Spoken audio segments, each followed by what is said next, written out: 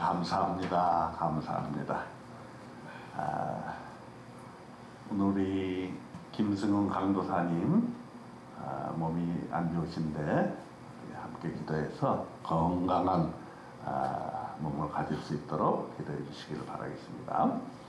오늘 시편 1편에 복 있는 사람이 어떤 사람인가, 우리 새해에 이제 복 있는 사람이 되어야 될 텐데 성경에서 말하는 복 있는 사람이 어떤 사람인가를 우리가 한번 살펴보도록 하겠습니다.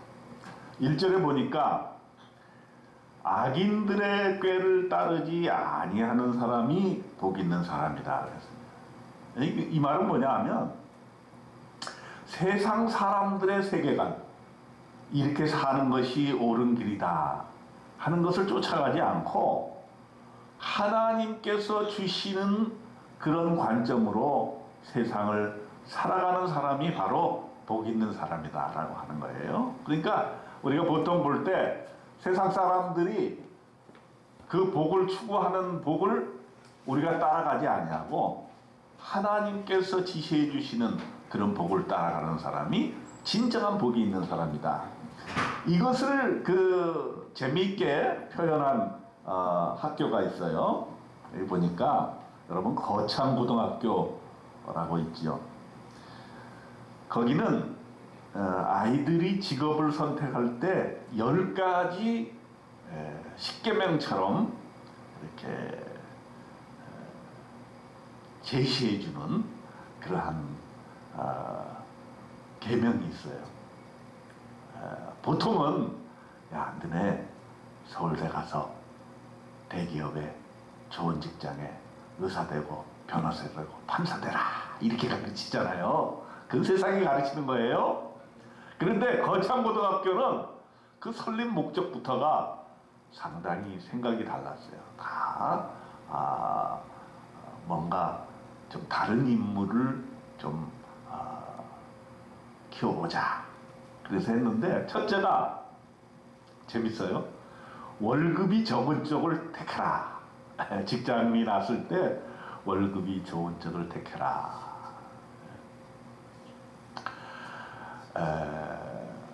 요즘 세상에서 월급 적은 곳을 택합니까? 안 그렇죠.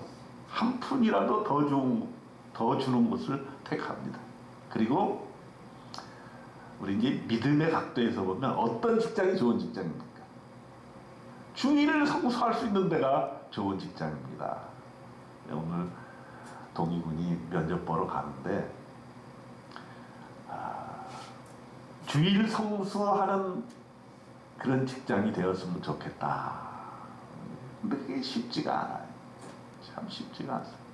그리고 돈을 많이 버는 것이 중요한 것이 아니라 주일날 예배 드릴 수 있는 그런 마음 자세, 그게 매우 중요한 것이죠. 그게 바로 우리 믿는 사람들이 향할 복이에요. 우리는 주일날 예배 드릴 수 있는 것이 큰 복으로 아는 사람들이에요. 안 그래요? 돈을 몇 푼 더 버는 것이 중요한 것이 아니라 예배를 드릴 수 있다, 이것이 제일 중요하다 하는 것이죠. 그 다음에 두 번째로는 내가 원하는 곳이 아니라 나를 필요로 하는 것을 택하라 그랬어요. 이 말은 무슨 말이냐면 그만큼 나의 가치를 인정해 주는 곳으로 가라. 우리 믿음의 각도에서는 어떻게 봅니까? 우리는 하나님께서 나를 부르시는 대로 가죠. 그죠?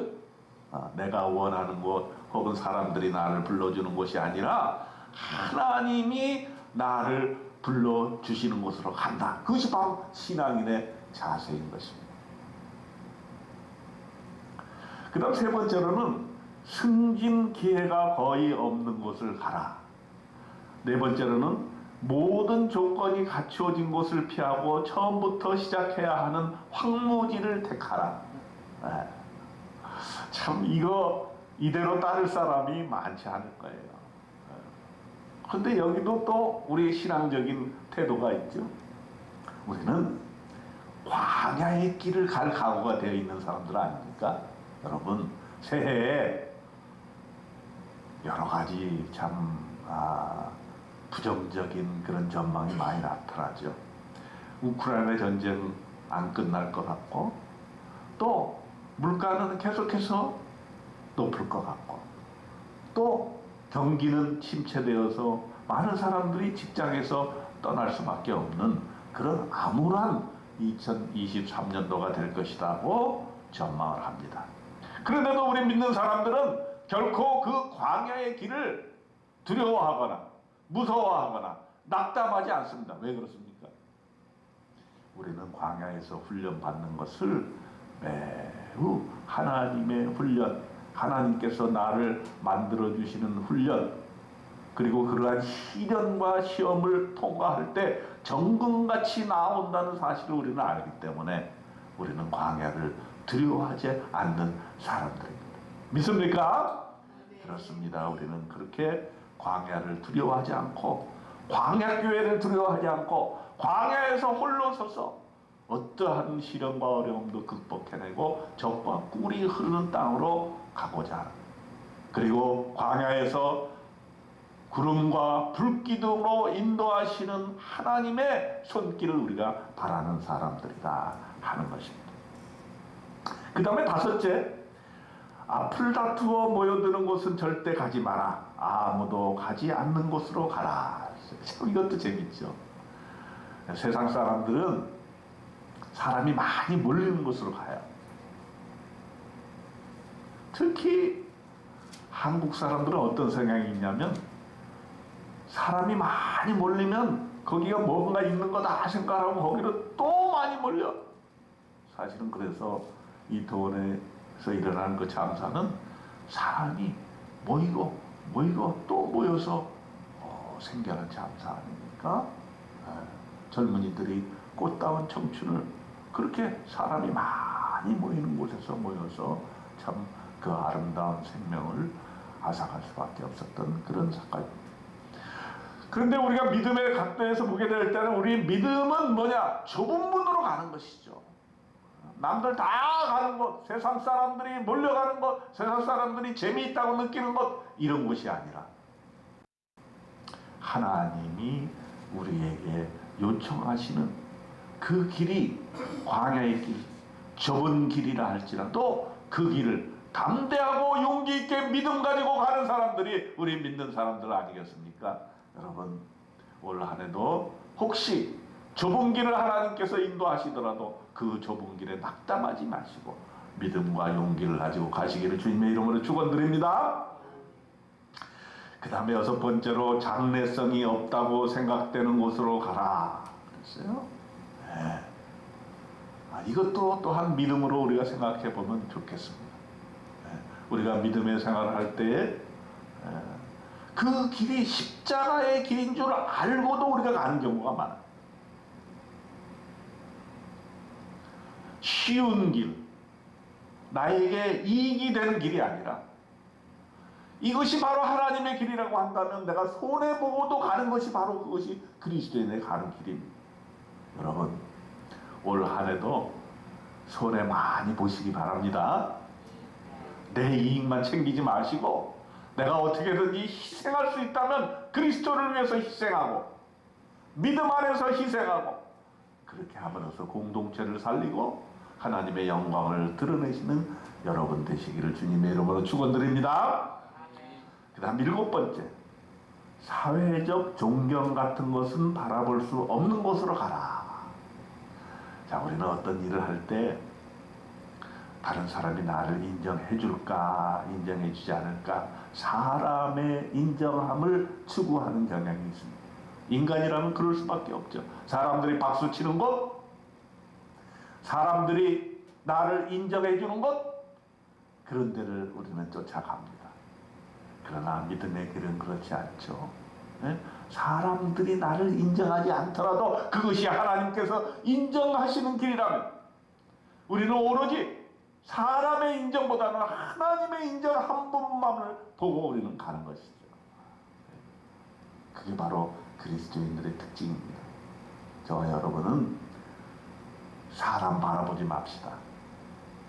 사람이 인정해주는 길을 따르지 맙시다. 하나님이 인정해 주시는 길, 하나님 한 분만으로 우리는 만족할 수 있다면 우리의 인생길 복된 길이라 생각을 하는데 여러분들은 어떻게 생각하십니까? 믿습니까? 그 다음 8번째, 한가운데가 아니라 가장자리로 가라. 한가운데는 뭐냐? 주목받는 데죠. 인기가 있는 데죠. 네. 여러분, 그 인기라고 하는 것은요, 하루아침에 무너집니다. 인기를 추구하다 보면요, 여러분 인생 행복하지 않아요. 절대로 행복하지 않습니다. 우리는 어디로 가야 되느냐? 가장자리로 가. 뭐냐? 예수님처럼 우리는 소외되고 가난하고 병들고 아픈 곳을 찾아가야 되는 거예요. 그것이 바로 우리 인생의 행복이에요. 예? 그것이 세상의 행복과 다른 거예요. 우리는 우리 교회의 그 사역 중에 몇 가지 사역이 있는데 우리 한부모의 사역도 있고 우리 에듀케어 사역도 있고 우리 국제학생의 사역도 있고 우리 갤러리 사역도 있고 또 독거노인을 도우는 그런 사역도 있습니다. 우리가 왜 그런 일을 하느냐? 그런 일을 한다고 해서 우리가 뭐 정치계로 나갈 것도 아니고 표를 많이 얻어서 사람들에게 인기를 얻을 것도 아닙니다. 우리는 무슨 가수가 아니고요. 우리는 무슨 연예인도 아니고요. 우리는 단지 하나님의 종일 따르지. 하나님의 종이 가는 곳은 어디냐? 중심부에 인기받고 주목받는 데로 가는 것이 아니라 악어로 골짜기, 남들 가지 않는 곳, 하나님이 보내시는 곳, 그것으로 우리는 가는 거죠. 가난하고 소외되고. 그래서 저는 그런 생각을 해봤어요. 가장 가난한 곳으로 가는 것이 우리의 갈 길이 아니냐.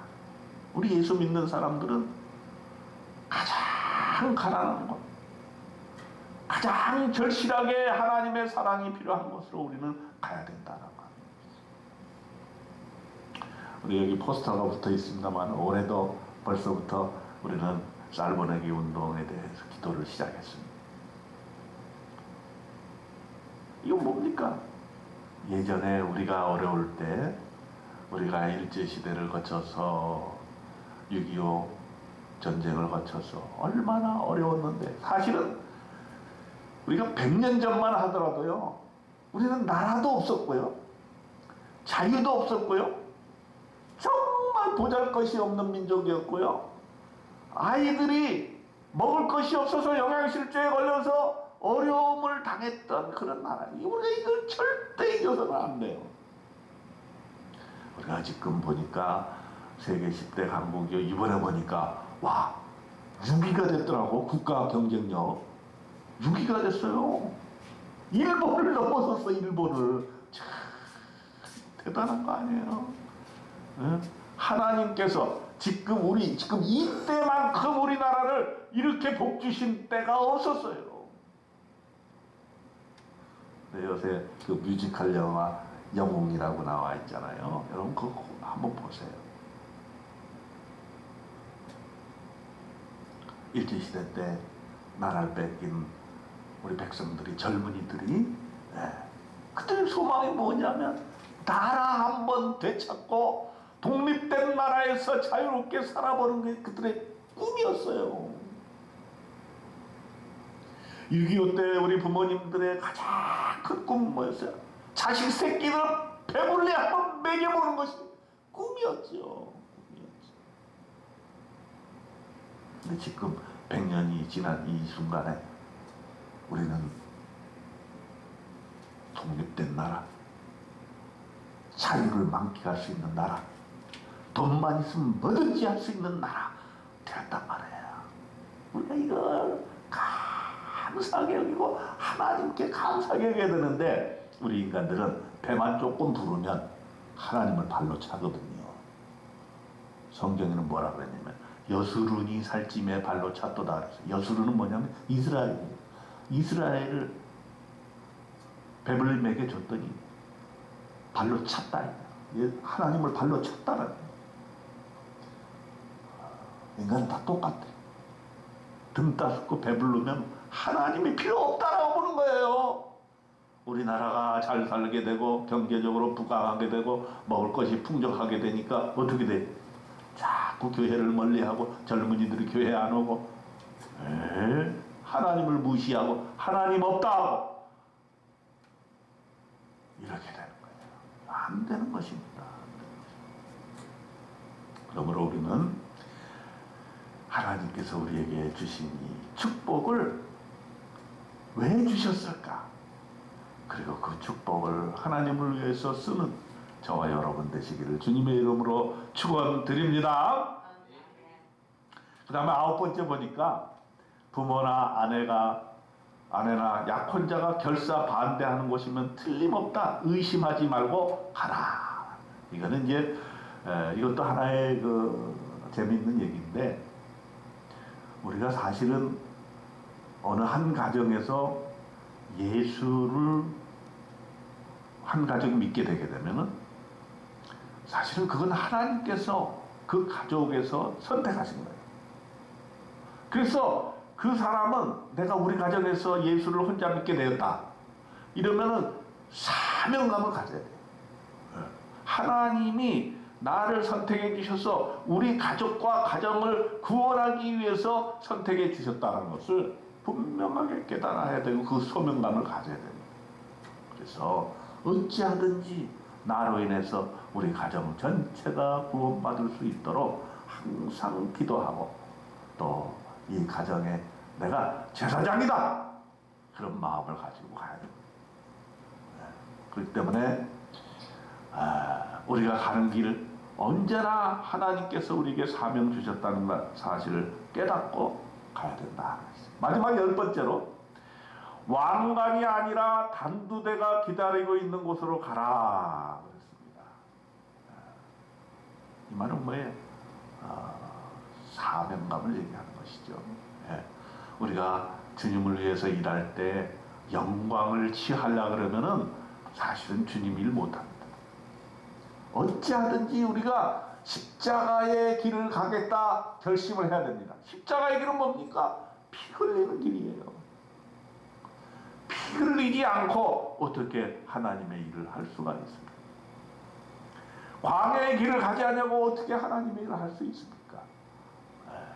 우리가 새해는 하나님이 주신 복을 많이 받는데 그 복이 세상이 주는 복과는 질적으로 전적으로 다르다는 사실을 깨달으시기를 바랍니다. 영적인 축복은 우리가 십자가를 기다리며 십자가의 피 흘림과 십자가의 길을 가겠다 하는 그런 각오가 있을 때 하나님이 우리에게 복을 주시리라 믿습니다. 3절에 보면 그가 하는 일이 모든 일이 다 형통하리로다 그랬습니다. 우리가 먼저 하나님 앞에 하나님이 주시는 이런 영적인 복을 갈구할 때에 하나님께서 나머지 우리의 인생도 책임져 주신다 하는 사실을 깊이 명심하고 주님 주시는 복의 길을 오늘 하루도 충실하게 따라가는 저와 여러분 되시기를 주님의 이름으로 축원드립니다. 아멘.